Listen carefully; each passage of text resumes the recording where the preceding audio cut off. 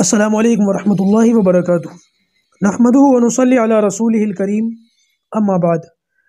اعوذ باللہ من الشیطان الرجیم، بسم اللہ الرحمن الرحیم۔ لقد کان لکم فی رسول اللہ اسوۃ حسنہ، صدق اللہ العظیم۔ اللہم صلی علی محمد وعلی آل محمد کما صلیت علی ابراہیم وعلی آل ابراہیم انک حمید مجید۔ اللہم بارک علی محمد وعلی آل محمد کما بارکت علی ابراہیم وعلی آل ابراہیم انک حمید مجید۔ آج ہمارے اسٹوڈیو کے باہر کچھ تعمیری کام چل رہا ہے آس پاس، تو یقیناً آپ لوگوں کو کچھ آوازیں محسوس ہو رہی ہوں گی، تو اس کو تھوڑا سا نظر انداز کیجیے، میری آپ لوگوں سے درخواست ہے، اوائڈ کیجیے۔ بہرحال اس تمہیدی گفتگو کے بعد اصل بات کی طرف آتا ہوں، وہ یہ کہ گزشتہ نشست میں بات ہجرت کی چل رہی تھی، اور یہاں تک بات پہنچی تھی کہ ابو ایوب انصاری رضی اللہ تعالیٰ عنہ کے مکان پر نبی کریم صلی اللہ علیہ وسلم تشریف لائے، وہاں اپنے قیام فرمایا۔ اب باقاعدہ آپ کی رہائش کے لیے ایک مکان کی ضرورت تھی جہاں پر آپ صلی اللہ علیہ وسلم رہائش اختیار فرمائے۔ اچھا، آپ صلی اللہ علیہ وسلم کی جو بیٹیاں تھیں، حضرت فاطمہ الزہرا، ام کلثوم وغیرہ، یہ بھی مکے کے اندر ہی تھی، ابھی اللہ کے رسول نے ان کو بلوایا نہیں تھا۔ اور حضرت خدیجہ کا تو انتقال ہو چکا تھا، لیکن حضرت خدیجہ رضی اللہ تعالیٰ عنہا کے انتقال کے بعد نبی کریم صلی اللہ علیہ وسلم نے سب سے پہلا نکاح جو فرمایا وہ حضرت سودا سے فرمایا تھا۔ اچھا، اب یہاں پر آپ صلی اللہ علیہ وسلم کی رہائش کے لیے بھی ضرورت تھی، اور ساتھ میں اس چیز کے لیے بھی ضرورت تھی کہ ایک باقاعدہ مسجد تیار کی جائے۔ اسلام کی سب سے پہلی مسجد تو مسجد قباء تھی، قباء بستی کے اندر بنا دی گئی تھی، لیکن اب یہاں ضرورت تھی کہ مدینہ کے لیے ایک مسجد بنائی جائے۔ اس کے لیے دو بھائی تھے اور دونوں یتیم تھے، نام تھا ان کا سہل اور سہیل۔ ان کا ایک پلاٹ تھا، اور اس پلاٹ کے اندر وہ کھجوروں کو خشک کرنے کا، سکھانے کا جو عمل ہوتا ہے نا، کھجور ویسے تو فروٹ ہے، لیکن اگر اس کو خشک کر دیا جائے تو یہ چھوارے میں تبدیل ہو جاتا ہے، ڈرائی فروٹ بن جاتا ہے، قیمت بڑھ جاتی ہے۔ تو لہٰذا ان کھجوروں کو خشک کر کے چھوارے بنانے کا جو عمل ہوتا ہے وہ اس پلاٹ کے اندر ہوتا تھا۔ آپ صلی اللہ علیہ وسلم کو جب اطلاع ملی تو آپ نے اس پلاٹ کو خرید کر مسجد کے لیے جو ہے وہ دینے کی خواہش ظاہر فرمائی۔ البتہ ان دونوں بھائیوں نے اس بات کو پسند کیا کہ یہ پلاٹ بغیر کسی قیمت کے ہم ایسے ہی دے دیں۔ نبی کریم صلی اللہ علیہ وسلم نے اس بات کی منظوری نہیں دی، ناپسند فرمایا کہ بھائی اس کو قیمتاً ہی لے کر کے دیا جائے گا۔ ظاہر سی بات ہے، یتیم بچے تھے، آمدنی کا اور کوئی ذریعہ نہیں تھا۔ نبی کریم صلی اللہ علیہ وسلم نے حضرت ابوبکر صدیق رضی اللہ تعالیٰ عنہ کی طرف اشارہ فرمایا، اور حضرت ابوبکر صدیق نے 10 سونے کے سکے جو ہے وہ 10 درہم ان کو دیے، اور اس کے بدلے میں وہ پلاٹ خرید کر مسجد کے اندر دیا گیا۔ یہاں پر روایتیں دو ہیں، بعض روایتوں کے مطابق مسجد جو ہے وہ 63 گز تھی، 70 گز 63 گز، اور ایک روایت کے مطابق 100 گز تھی، 100 گز لمبا اور 100 گز چوڑا۔ بہرحال دونوں ہی قول ملتے ہیں سیرت کے مطالعے سے۔ یہاں پر آپ صلی اللہ علیہ وسلم نے تھوڑی سی بنیاد کھدوائی ہے، اور باقاعدہ پھر اس میں تعمیری کام شروع ہو گیا، جس میں نبی کریم صلی اللہ علیہ وسلم خود بھی آپ نے اس میں حصہ لیا، اور بنفس نفیس آپ اس میں خود شریک ہوئے۔ اینٹیں وغیرہ گارا تیار کیا جاتا تھا، اینٹوں پر لگایا جاتا تھا، دیواریں کھڑی کی جاتی تھی، تھوڑی سی بنیاد بھی کھودی گئی۔ اور میں نے پچھلے سال جب میں نے سیرت کورس پڑھایا تھا تو باقاعدہ مسجد نبوی کا جو نقشہ اس زمانے کا ہے، جو اندازوں کے ذریعے سے تیار کیا گیا ہے، اس کا میں نے ویڈیو دیا تھا۔ اور ایک کتاب تھی بیوت الصحابہ، ہے تو عربی میں لیکن اس کا اردو ترجمہ آ گیا ہے، وہ کتاب بھی میں نے شیئر کی تھی۔ شاید وہ کتاب میں نے اس سیرت کورس کے اندر شروعات میں بھی شیئر کی تھی، اور اس کے اندر پوری وضاحت ہے کہ نبی کریم صلی اللہ علیہ وسلم نے کس طریقے سے اس مسجد کو تیار کروایا۔ اس میں سب سے پہلے تو کھجور کے کچھ درخت تھے، ان کو کٹوا دیا گیا، اور اس کے اندر کچھ مشرکین کی قبریں تھیں، ان کو برابر کر دیا گیا۔ پھر بنیادیں کھودنے کے بعد اس کو جب تیار کیا گیا تو مسجد کا ایک حصہ تو وہ تھا کہ جس میں جو ہے وہ کھجور کے تنے رکھ کر کے اس کے اوپر پتے بچھا دیے گئے تھے، اور باقی کا پیچھے کا جو حصہ تھا وہ آنگن کھلا ہوا تھا۔ اور جب کبھی بھی بارش ہوتی تھی تو اس چھت والے حصے میں سے پانی ٹپکتا تھا۔ بعض روایتوں سے تو یہاں تک پتہ چلتا ہے کہ صحابہ کرام نے جب نبی کریم صلی اللہ علیہ وسلم کو بارش کے کسی موقع پر نماز پڑھاتے ہوئے دیکھا تو نماز سے فارغ ہونے کے بعد سجدہ کرنے کی وجہ سے آپ صلی اللہ علیہ وسلم کے ماتھے کے اوپر جو ہے وہ کچھ مٹی سی لگ جاتی تھی، محسوس ہوتی تھی صاف صاف۔ اچھا جی، یہاں پر مسجد تعمیر کرنے کے بعد اب ضرورت اس بات کی تھی کہ ازواج مطہرات کے لیے حجرے بھی بنائے جائیں۔ جیسے کہ میں نے بتایا، حضرت خدیجہ کے بعد آپ صلی اللہ علیہ وسلم نے سب سے پہلا نکاح حضرت سودا سے فرمایا تھا، اور پھر حضرت عائشہ صدیقہ رضی اللہ تعالیٰ، ان کے لیے دونوں کے لیے حجرے بنائے گئے، اور اس کے بعد میں اور حجرے بھی بنائے گئے ضرورتاً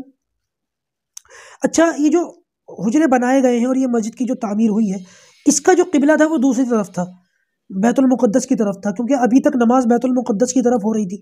اور جب 17 مہینوں کے بعد 18 مہینوں کے بعد بیت اللہ کی طرف دوبارہ رخ کرنے کا معاملہ ہوا ہے، تو پھر اس قبلے کو بدل دیا گیا اور پھر دوسری جانب جو ہے وہ قبلہ کر دیا گیا۔ 7 ہجری کے موقع پر نبی کریم صلی اللہ علیہ وسلم ہی کی زندگی میں ایک موقع ایسا آیا کہ مسجد کو ذرا اس کو وسیع کرنے کی ضرورت پیش آئی، اس کی توسیع کی ضرورت پیش آئی۔ آپ صلی اللہ علیہ وسلم نے اس موقع پر باقاعدہ اعلان کیا کہ کون ہے جو اس مسجد کے لیے جو ہے وہ ایک پلاٹ تھا برابر میں، مسجد کے برابر میں، اللہ کے رسول نے کہا تھا کہ اگر یہ شخص اس پلاٹ کو مسجد میں شامل کر دے تو اس کے لیے جنت کی بشارت ہے، جنت کے اندر اس کو اس کے بدلے میں جو ہے وہ ایک باغ ملے گا۔ اچھا، اس زمانے کے اندر صحابہ کرام کو اتنا معاملہ تھا، اتنی آزادی تھی اپنی بات رکھنے کی۔ وہ صاحب جن کا وہ پلاٹ تھا وہ نبی کریم صلی اللہ علیہ وسلم کے پاس آئے اور آ کر کے کہا کہ یا رسول اللہ، میرے اور میرے بچوں کا جو گزر بسر ہے نا وہ اسی پلاٹ کے ذریعے سے ہے اور ہمارا آمدنی کا کوئی ذریعہ نہیں ہے۔ اگر میں اس کو ایسے ہی دے دیتا ہوں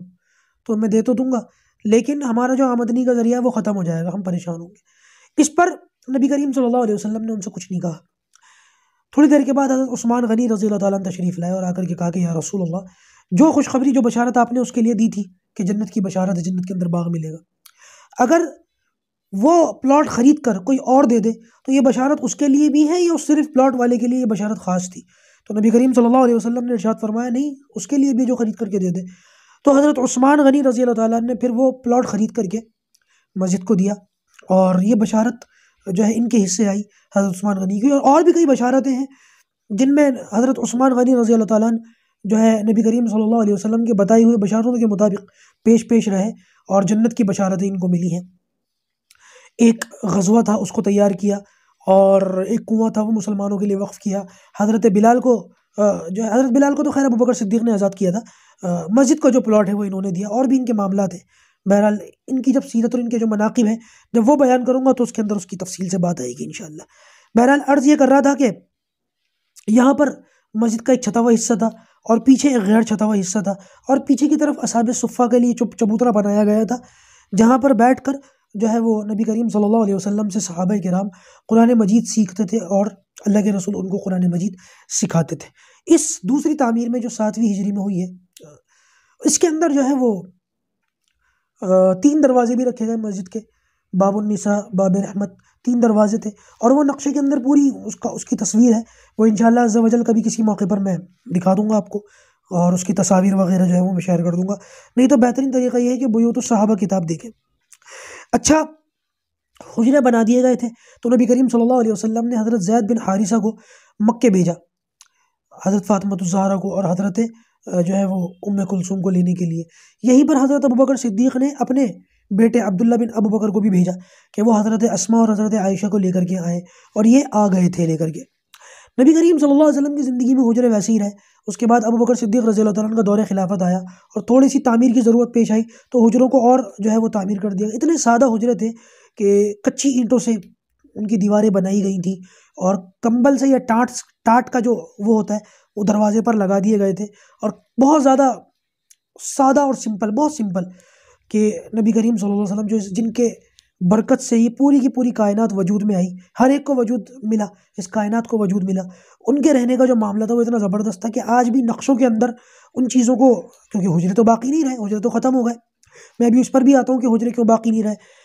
کیونکہ مسجد کو بار بار وسیع کرنے کی ضرورت پیش آتی تھی، اس کے اندر وسعت کی ضرورت پیش آتی تھی، توسیع کی جاتی تھی۔ تو ولید ابن عبد الملک، یہ ایک بادشاہ گزرا ہے بنو امیہ کا، اس کے زمانے کے اندر جب پیغام آیا کہ اب مسجد کو اتنا بڑا کر دیا جائے اور حجروں کو ختم کر کے مسجد کے اندر شامل کر دیا جائے، تو صدمے کی وجہ سے مدینے کے جو لوگ تھے وہ چیخ اٹھے، چیخ پکار مچ گئی، لیکن اس کے آگے کوئی بول نہیں سکتا تھا، کوئی بولا بھی نہیں، اور حجروں کو ختم کر دیا گیا۔ اور آج تک امی عائشہ صدیقہ رضی اللہ تعالیٰ عنہا کا حجرہ ویسے ہی پڑا ہوا ہے، کیونکہ اس کے اندر تو روضہ مبارک ہے نبی کریم صلی اللہ علیہ وسلم کا، وہ حجرہ ہے، اس حجرے کے اوپر 5 کونوں والی دیوار ہے، اور اس کے بعد پھر آگے جو ہے وہ اس پر پردہ وغیرہ پڑا ہوا ہے، اور سب اس پہ سنہرے رنگ کی جو ہے وہ جالی ہے۔ بہرحال اس چیز کو بغیر نقشوں کے یا بغیر کسی پروجیکٹر کے سمجھانا میرے لیے بڑا مشکل ہے۔ اگر کوئی ایسی چیز ہوتی جس کے ذریعے سے میں سمجھا سکتا تو پھر میں ضرور سمجھاتا۔ البتہ اس طریقے سے یہ معاملات ہوئے، اور حجروں کی ایک پوری تاریخ ہے، اس کی بھی وضاحت ابھی بہت مختصر کر رہا ہوں، لیکن جب ضرورت پڑے گی تو انشاءاللہ عز و جل پوری وضاحت پوری تفصیل کے ساتھ کروں گا۔ اچھا، ایک جگہ نبی کریم صلی اللہ علیہ وسلم کے لیے بنائی گئی تھی۔ پہلے تو صحابہ فرماتے ہیں کہ شروع کے اندر جب کسی شخص کے انتقال ہونے کا وقت آتا تھا، لگتا تھا ہاں بھئی یہ سکرات پر ہے، تو نبی کریم صلی اللہ علیہ وسلم کو ہم بلا لیا کرتے تھے۔ آپ صلی اللہ علیہ وسلم اس کے پاس آ کر کے بیٹھ جاتے تھے، اس کے لیے دعا فرماتے تھے، اور اگر اس کا انتقال ہو جائے تو انتقال کے بعد پھر اس کے لیے جو ہے وہ آپ صلی اللہ علیہ وسلم کفن دفن وغیرہ بھی کرتے تھے، جنازے کی نماز پڑھاتے تھے، اس کی قبر کے اندر بھی شریک ہوتے تھے،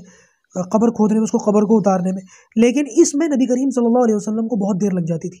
ایک موقع ایسا آیا کہ ہم نے پھر آپ صلی اللہ علیہ وسلم کو کسی کے انتقال سے پہلے نہیں بلکہ بعد میں بلانا شروع کر دیا، لیکن اس میں بھی آپ صلی اللہ علیہ وسلم کو بہت وقت لگتا تھا۔ پھر ہم نے یہ سوچا کہ نبی کریم صلی اللہ علیہ وسلم کے پاس ہی ہم اپنے مردوں کو لے کر کے جائیں گے۔ آپ صلی اللہ علیہ وسلم کو بلانے کے بجائے اب ہمارے کسی مردے کا، کسی شخص کا انتقال ہو جائے گا، مر جائے گا، اس کو نبی کریم صلی اللہ علیہ وسلم کی خدمت میں لے کر کے حاضر ہوں گے۔ پھر ایک جگہ بنا دی تھی، یہاں کھڑے ہو کر کے اللہ کے رسول جنازے کی نماز پڑھتے تھے۔ آپ صلی اللہ علیہ وسلم نے اس جگہ کو خاص کر لیا تھا، وہیں جنازے کی نماز ہوتی تھی۔ مسجد کے اندر اندرونی حصے میں کبھی بھی اللہ کے رسول نے جنازے کی نماز نہیں پڑھائی۔ بہرحال آج کل تو جو ہے یہ ہمارے یہاں ہوتا کیا ہے کہ وہ بڑی مسجد ہوتی ہے، جامع مسجد نما جو ہوتی ہیں، بڑی بڑی مسجدیں، ان کے اندر جو ہے وہ اس طریقے کا معاملہ کر دیا جاتا ہے، مصلی کے آگے ایک جگہ بنا لی جاتی ہے اور امام صاحب وہاں کھڑے ہو جاتے ہیں اور پھر پبلک ان کے ذریعے سے پیچھے آ جاتی ہے۔ کہیں کہیں پر اس کی اجازت ہے، لیکن اب یہ ایک ٹرینڈ چل پڑا ہمارے یہاں اس کو فالو کرنے کا، تو لہٰذا اس کو ختم کرنے کی ضرورت ہے، اتنا زیادہ اس کو فالو نہ کیا جائے۔ آپ صلی اللہ علیہ وسلم نے ایک کام اور فرمایا۔ ایک تو نبی کریم صلی اللہ علیہ وسلم نے مواخات قائم فرمائی صحابہ کرام کے درمیان میں، اور ایک ہوا نبی کریم صلی اللہ علیہ وسلم کی طرف سے یہودیوں سے معاہدہ۔ یہودیوں سے جو معاہدہ ہوا ہے، اور یہودی علماء میں سے بہت سارے ایسے ہیں جو نبی کریم صلی اللہ علیہ وسلم پر ایمان لائے ہیں۔ انشاءاللہ اس کی وضاحت آج تو نہیں ہو سکے گی، کل کریں گے، آج فی الحال مواخات پر بات کرتے ہیں۔ پہلے نبی کریم صلی اللہ علیہ وسلم نے مکی دور کے اندر، مکی زندگی کے اندر، ہجرت سے پہلے آپس کے جو صحابہ تھے ان کو ان کی مواخات فرمائی تھی، کمزور کو ذرا مضبوط صحابہ کا بھائی بنا دیا تھا۔ لیکن جب ہجرت ہوئی ہے تو مہاجر جتنے صحابہ تھے سارے کمزور تھے، مال روپیہ دولت گھر بار سب کچھ چھوڑ کر کے آئے تھے، اور یہ جو انصاری صحابی تھے یہ ماشاءاللہ سارے مضبوط تھے، فائنینشلی کنڈیشن ان کی بہت اچھی تھی، ان کے کاروبار بھی تھے، ان کے باغات بھی تھے، کچھ کی کھجوروں کے باغات بھی تھے، کچھ کی معیشت بڑی اچھی تھی۔ تو یہاں پر نبی کریم صلی اللہ علیہ وسلم نے انصار کے ساتھ مہاجرین کو جو ہے وہ ان کو بھائی بنا دیا کہ تم سب آپس میں بھائی بھائی ہو، اور باقاعدہ سیرت کی کتابوں کے اندر نام آتے کہ کون سے صحابی کو کس صحابی کا بھائی بنایا گیا۔ انصار صحابہ نے بھی مواخات کا حق ادا کر کے دکھایا، ایسا زبردست کہ ایک شخص نے اپنا آدھا کاروبار اپنے مہاجر بھائی کو دے دیا۔ بلکہ بعض انصار کے بارے میں تو سیرت کی کتابوں میں یہاں تک لکھا ہوا ہے کہ انہوں نے اپنے مہاجر بھائی سے یہ کہا، جس کی 2 بیویاں ہوتی تھیں، وہ کہتے تھے کہ میری 2 بیویوں میں سے، پردے کا حکم تو نہیں آیا تھا ابھی، میری 2 بیویوں میں سے اگر تمہیں کوئی پسند ہو تو مجھے بتا دو، میں اس کو طلاق دے دیتا ہوں اور تم عدت گزارنے کے بعد اس سے نکاح کر لینا۔ اتنی زبردست طریقے سے یہ مواخات قائم ہوئی تھی کہ مہاجرین جو تھے نا، مہاجر صاحب، وہ نبی کریم صلی اللہ علیہ وسلم کے پاس اور ان الفاظ میں، یا رسول اللہ ان کا کیسے ادا کریں گے ہم؟ تو آپ نے فرمایا ان کے لیے دعا کیا کرو، دعا۔ بہرحال کچھ بھی دینے کے لیے نہ ہوا کرے تو جزاک اللہ کہا کرے، دعا دیا کرے۔ اتنی مواخات قائم ہوئی تھی کہ اگر کوئی انصاری صحابی فوت ہو جاتے تھے تو ان کی جو میراث ہوتی تھی وہ مہاجر صحابی کو ملتی تھی، کیونکہ میراث کے ابھی احکامات نازل نہیں ہوئے تھے۔ بہرحال جب احکام آئے ہیں میراث کے تو یہ مواخات جو ہے ختم کر دی گئی، اور جو نسبی وارث ہوتا تھا اسی کو وراثت ملتی تھی، اور قرآن مجید کا حکم آ گیا انما المؤمنون اخوہ، اب ہر مسلمان کا بھائی ہے۔ یہ بڑی زبردست تاریخ تھی جسے ہمیں آج لینا چاہیے، ہمیں سیکھنا چاہیے کہ ایک مسلمان دوسرے مسلمان کے لیے راحت کا ذریعہ بنے، اس کو مضبوط کرنے کا ذریعہ بنے، بجائے اس کے کہ آج ہم تو ایک دوسرے کی ٹانگ کھینچتے ہیں، ایک دوسرے کو پریشان کرتے ہیں، کوئی کسی سے آگے بڑھ جائے تو اس سے جلنا اور حسد کرنا شروع کر دیتے ہیں۔ اللہ حفاظت فرمائے، ایک کو دوسرے کی پرواہی نہیں ہے۔